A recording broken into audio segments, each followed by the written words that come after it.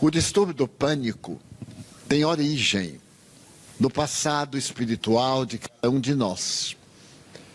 Ele pode ter uma origem de natureza culpa, de ações que nós praticamos e ninguém soube, mas a nossa consciência sabia. Nós escapamos das leis que fazem a justiça terrena, mas a questão ficou esculpida em nosso mundo interior. Chamaríamos este mundo interior, do ponto de vista sexológico, de inconsciente. O inconsciente profundo, que para nós tem a sede no perispírito. É o perispírito, esse órgão intermediário entre o espírito e a matéria, que mantém a memória. Então o indivíduo nasce com um certo sentido de pavor. À medida em que vai enfrentando o mundo, esse pavor se apresenta como animosidade, antipatia a determinados comportamentos, que logo se transformam em fóbicos, em medos, em receios profundos, e se apresentam como conflitos psicológicos. Especialmente esse distúrbio fóbico, que nos dá uma intranquilidade.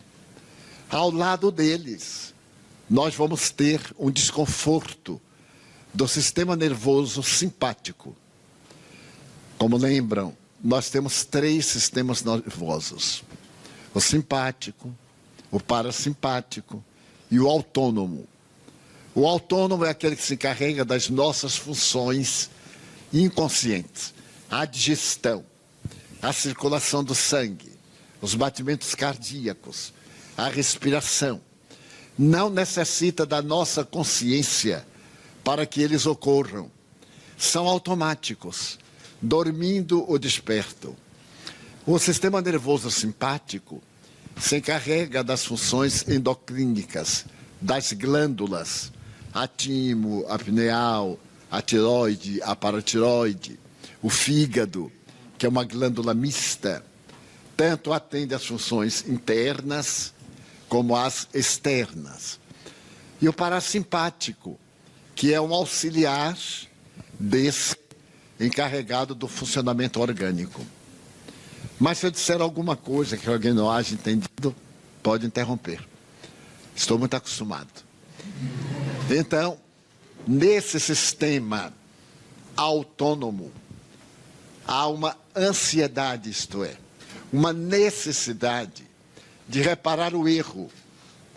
E essa ansiedade se apresenta sob 2 aspectos: a timidez e o exibicionismo. A timidez, quando nós temos vontade de expressar certos sentimentos e não conseguimos, porque sempre achamos que não vamos ser bem recebidos. No inconsciente, a culpa. Toda vez que nós agimos e a memória reprova os hábitos morais, nasce uma culpa inconsciente. Então ela gera o complexo de inferioridade ou o complexo de superioridade. O de superioridade nós ocultamos na presunção, na exibição, aquele conflito. Jogamos a máscara do que gostaríamos de ser e dentro estamos sofrendo. Então a ansiedade e o conflito de fobia estão muito associados. São, portanto, do espírito. Mas por serem do espírito e estarem em nosso perispírito, as marcas, eles somatizam, exteriorizam-se através do organismo. É como uma ideia, nós fixamos a ideia e daí a pouco o corpo começa a reagir. Como sabem, chamamos somatização. As doenças psicossomáticas são doenças aparentes, porque não tem uma causa microbiana, é uma causa mental.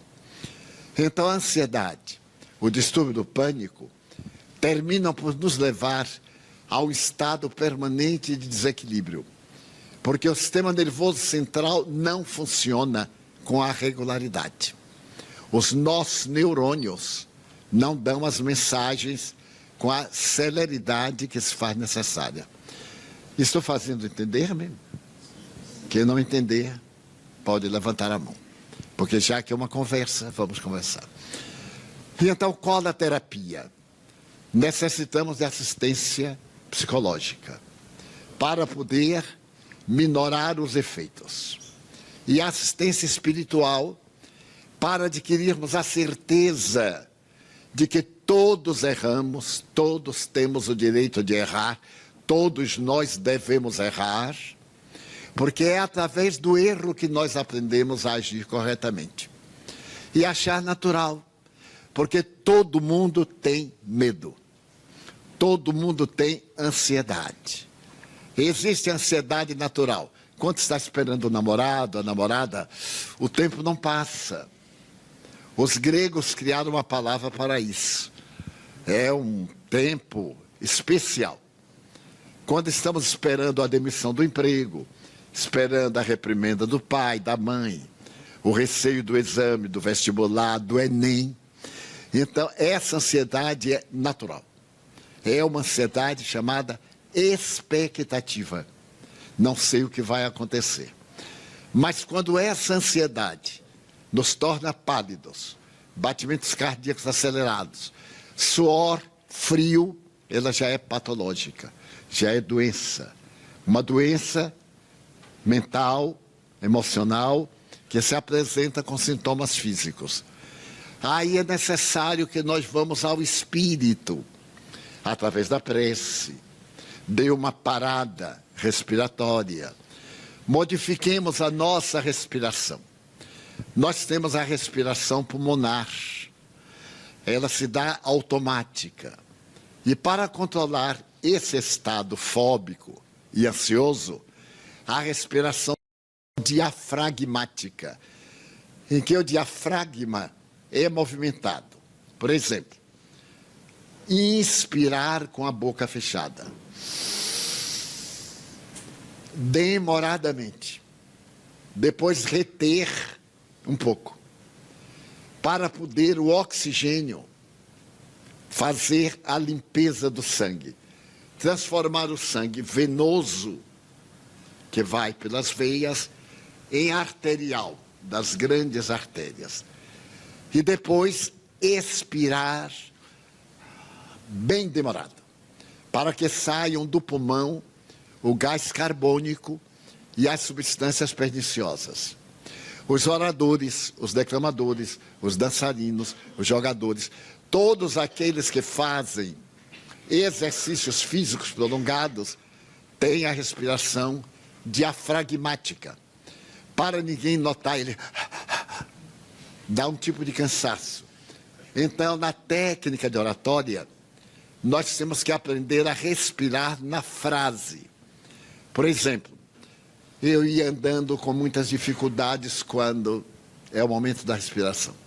Mas respira sorrindo. Todo artista que usa da palavra e dos movimentos riem, mas não é riso, é respiração. Está respirando e a gente está crente que está abafando.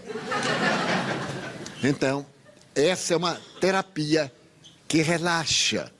Porque quando o gás carbônico sai dos pulmões, o sistema nervoso central se equilibra. Então, nós podemos fazer.